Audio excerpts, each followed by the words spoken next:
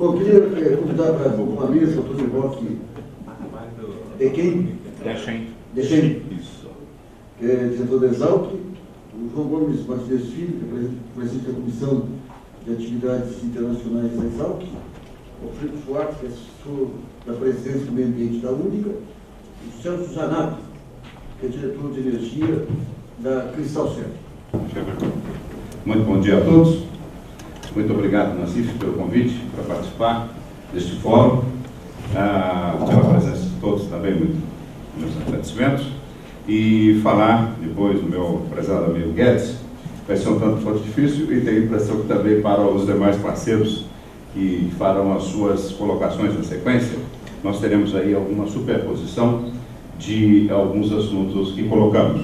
Mas eu aproveitei também aí durante a sua fala para embutir alguns outros que eu poderei inserir e passar de alguma forma rápida alguns daqueles que nós teremos como superposição. Mas a agroenergia, ela é hoje a bola do momento. E quando nós falamos então em agroenergia, eu vou fazer uma pincelada muito breve de uma unidade da Exalc que tem uma participação, começou em 1901, de uma forma exatamente se antecipando aos problemas que viriam pelo Brasil. Porque o Brasil naquela época, na época de 1900, e voltando um pouquinho, se nós voltarmos em 1887, quando o Instituto Agronômico foi fundado, não existiam agrônomos no Brasil. Então, esta evolução da agricultura brasileira, ela vem aí de 121 anos. E quando o Instituto Agronômico foi fundado, foi contratado um agrônomo alemão. E foi só um agrônomo que ficou durante 1 ano e 2 meses no Instituto Agronômico para contratar o segundo. E daí começaram a evolução. Por quê? Porque a nossa agricultura era a agricultura do café, numa área, explorada aquela área, você mudava a área para a produção de café, esgotava, passava para outra, e isso nós estaríamos já liquidado o Brasil há muito tempo. Então a tecnologia veio com o DAFER, nesse início do Instituto Agronômico, e depois a Secretaria de Agricultura estabeleceu uma escola de agronomia, com um empreendedor, que foi o Luiz de Queiroz, que tinha uma indústria de algodão, que tinha uma fábrica de sacarias de algodão, e já estava vendo o problema de que, para a continuidade da empresa, já começavam as doenças, começavam os problemas de variedades não produtivas, ele precisava de alguém que estudasse o algodão. Ele doou uma fazenda para o governo do Estado, para que o governo do Estado instalasse uma escola de agronomia. Se instalasse uma escola de agronomia, haveriam os estudos, a formação de profissionais que estariam dando suporte à sua indústria. E assim começa, nós acreditamos, que é uma primeira relação de universidade-empresa. Com isso, a Exalc começou a funcionar de uma forma muito precária em 1901, com, às vezes, concursos de 5 alunos num ano, 3 no outro, no ano de 1904 com 1 aluno, então uma forma bastante precária. Mas depois ela se estabeleceu e em 1931 passou a ter a designação de Escola Superior de Agricultura e em 1934 ela foi a única unidade do interior que passou a fazer parte da Universidade de São Paulo, que completa agora em 25 de janeiro do próximo ano 75 anos, e nós estamos com os nossos 106 anos de participação na formação de profissionais da engenharia de agronomia na área de ciências agrárias.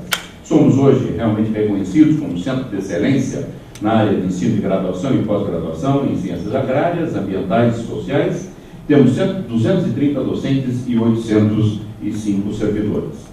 Temos também uma área territorial, que é o campus de Piracicaba, a unidade de Piracicaba, com 816 hectares, mas nós temos estações experimentais num total de 2.910 hectares. Temos 11 departamentos, 148 laboratórios e uma área construída de 200 mil metros quadrados. É uma universidade, é uma unidade realmente com uma estrutura bastante grande no que se refere tanto ao ensino quanto à pesquisa. Quando nós falamos hoje na produção agrícola, seja ela na área da cana ou de qualquer outra, é imprescindível que nós consideremos que o mundo cobra e a sustentabilidade. Então, tudo tem que ser feito com as bases da sustentabilidade, e nessas bases de sustentabilidade nós temos que levar em consideração a responsabilidade social, a viabilidade econômica, a compatibilidade ambiental e a eficiência produtiva.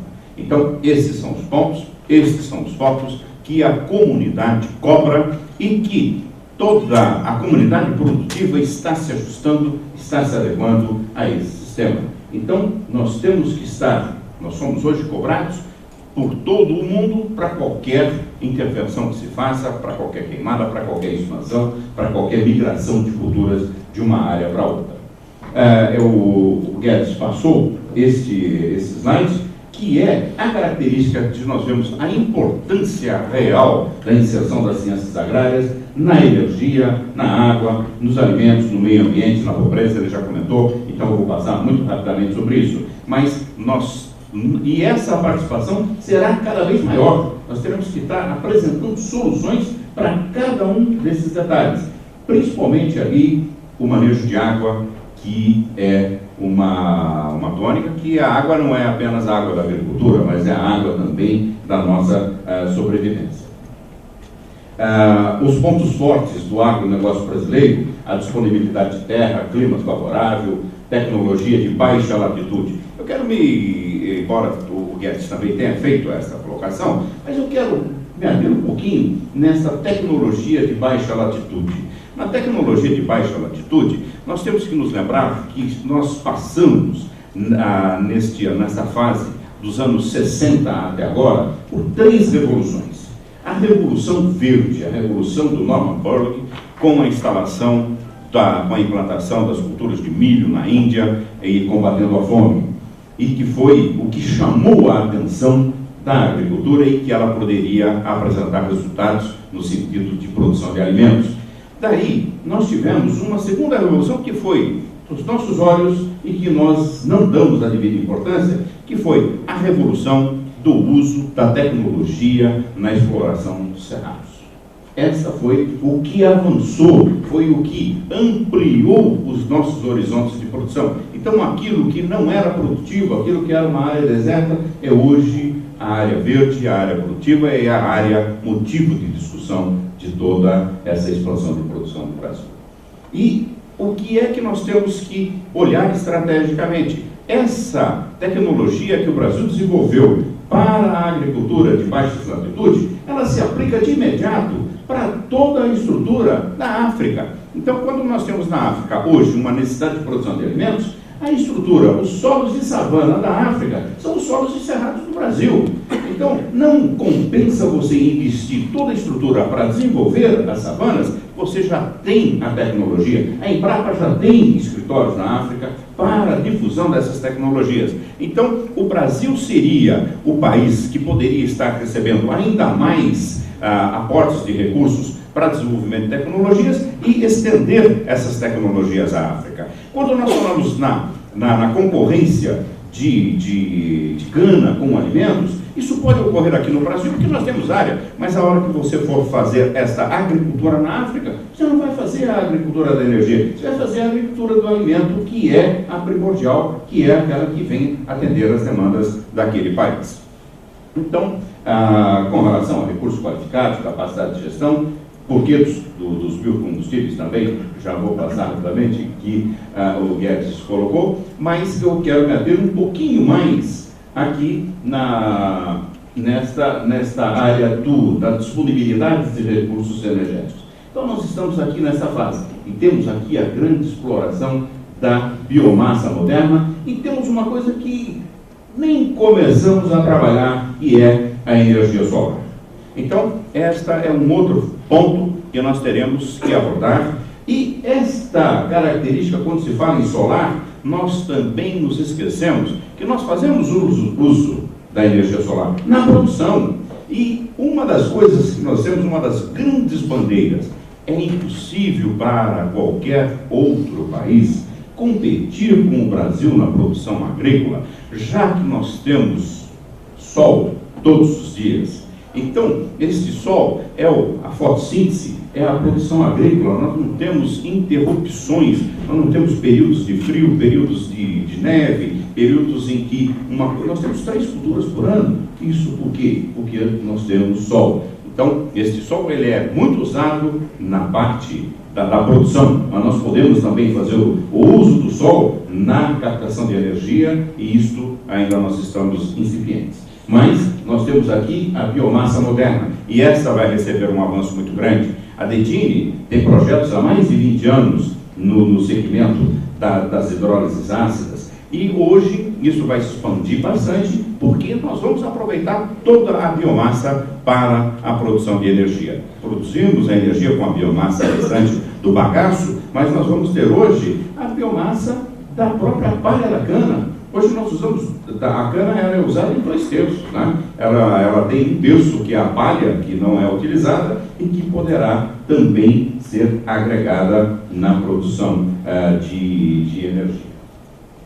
E a característica também que nós temos que considerar é que o Brasil é privilegiado na sua matriz energética. Nós temos uma matriz energética hoje com 29,7% da biomassa, 15% da hidroeletricidade, e com possibilidades de expansão e diminuição das outras áreas que seriam dos combustíveis fósseis, de urânio, de gás natural, de carvão. Então, esse também é uma ótica que nós podemos estar estrategicamente definindo e expandindo as nossas áreas de atuação. Então, essa característica é muito interessante. Nós temos a nossa 45% da nossa energia é a energia renovável.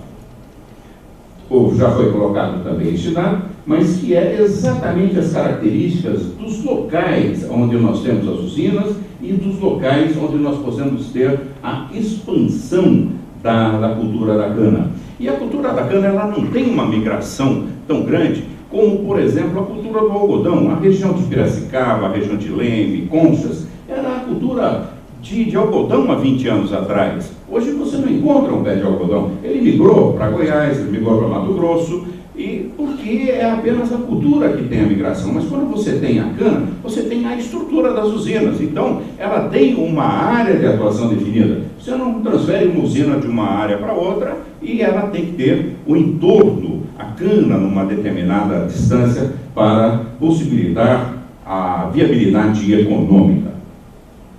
E quando nós observamos e que o cenário parece não querer entender, né, que nós temos ali a cana para o etanol, das nossas áreas ali em milhões de hectares também do Brasil, de praticamente de 851 milhões de hectares de área agricultável. Nós estamos usando 353 da área total 851, mas agricultável 353, e nós estamos utilizando para etanol 0,8, para cana-de-açúcar 1,9.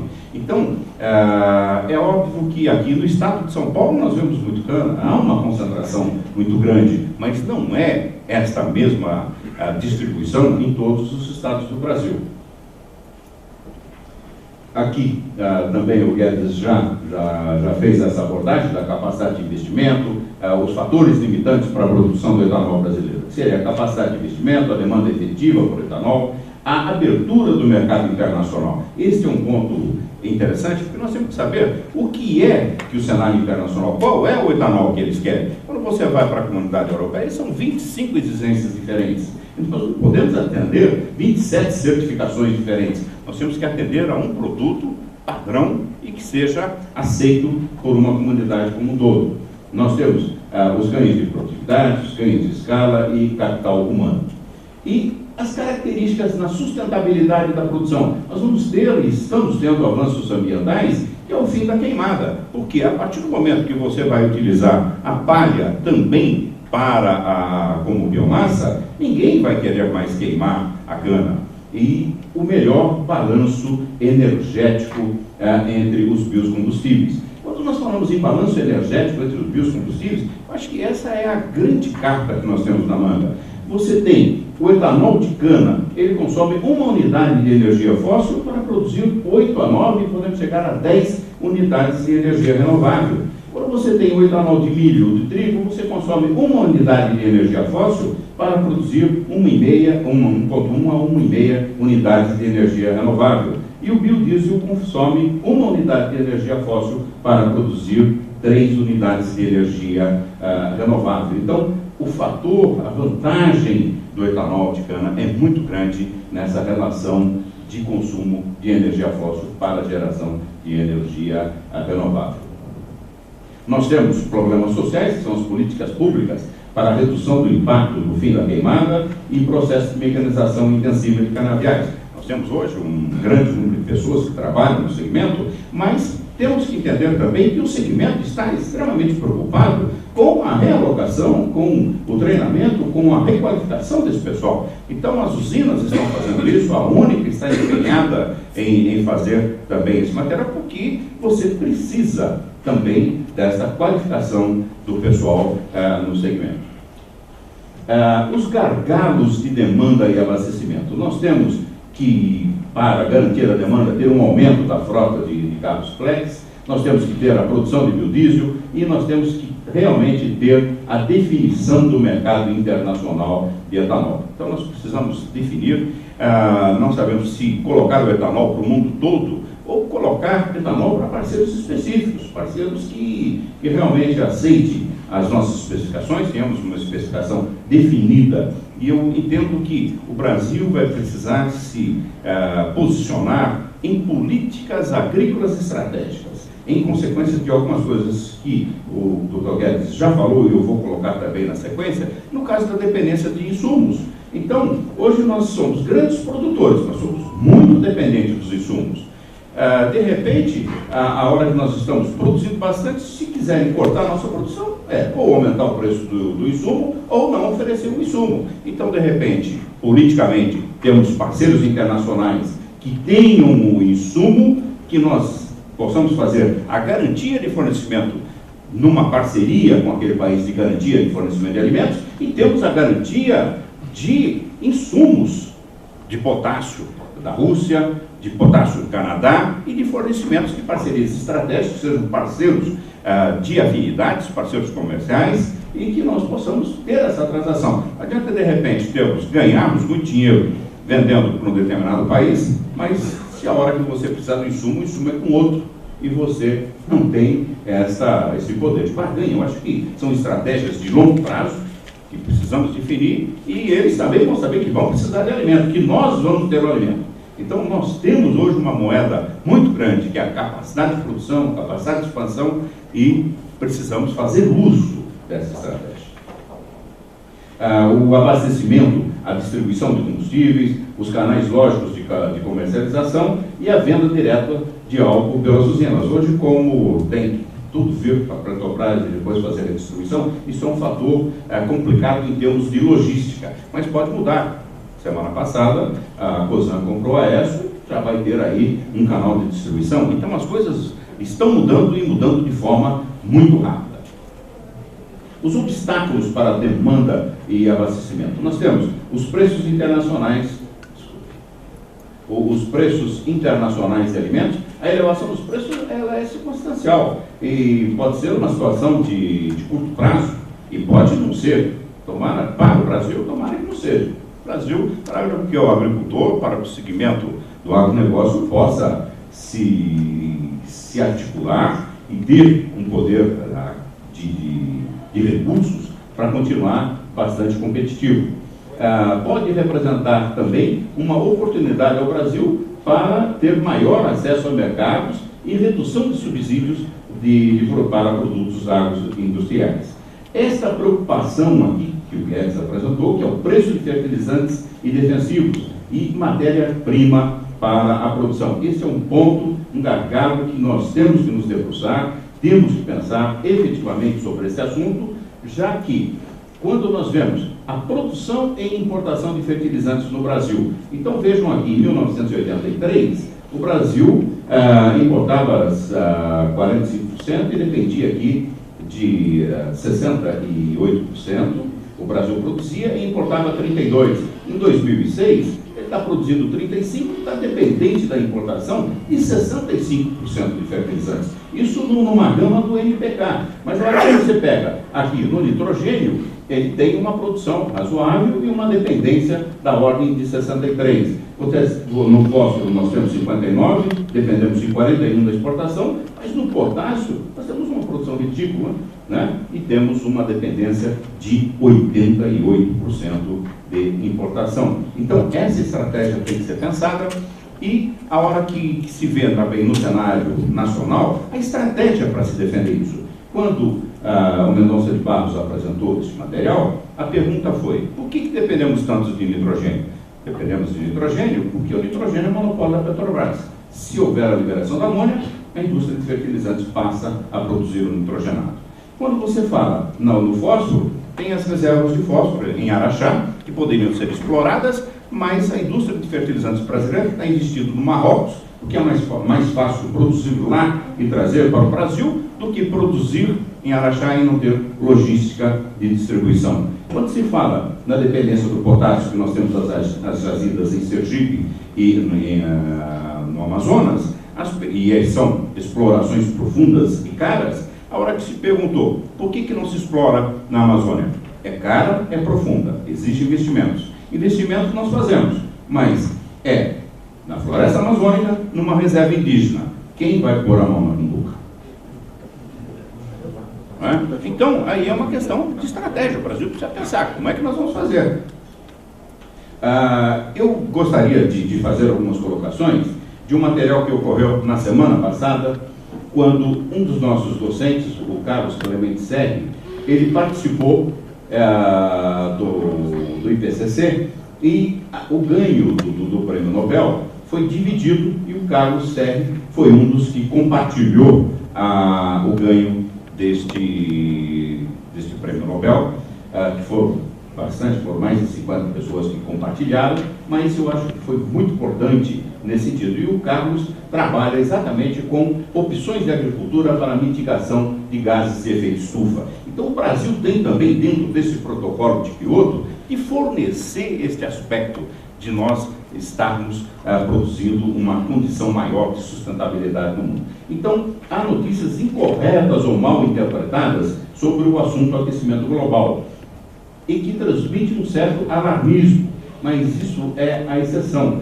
porque existe uma preocupação real e que pode ser quantificada. O Brasil pode colaborar com uma nova visão agrícola. É preciso que a gente conheça melhor nossas vulnerabilidades e tome ações concretas.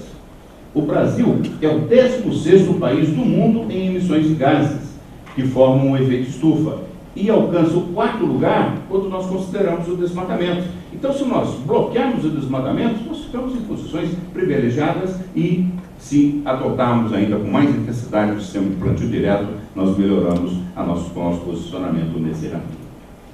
Então, a proposta é exatamente controlar o desmatamento e fazer com que as áreas de pastagens tenham melhores técnicas. Você utiliza as técnicas de produção de pastagem, por isso você vai produzir mais e vai liberar áreas do solo de pastagens para o aproveitamento, produção de alimentos e produção de agroenergia. Eu acho que esse seria o ponto, essa seria um dos detalhes que nós poderíamos estar ganhando em muito na nossa competitividade do agronegócio brasileiro. Quando o Norman Borlaug esteve em Piracicaba e fez uma palestra, ele encerrou a palestra com essa frase, e eu adotei por uma série de palestras que faço: quando você não se constrói a paz com estômagos vazios. Então, é uma imagem que nós precisamos vender ao mundo, em que o Brasil seria um grande aliado no combate à fome, na guerra da fome, mas com o fornecimento de alimentos e não com o fornecimento de armas. Isso eu acho que nós deveremos adotar. O Brasil tem uma estratégia para definir nesse sentido. Eu acho que comida é para todo mundo, né? E o Brasil está realmente numa posição privilegiada.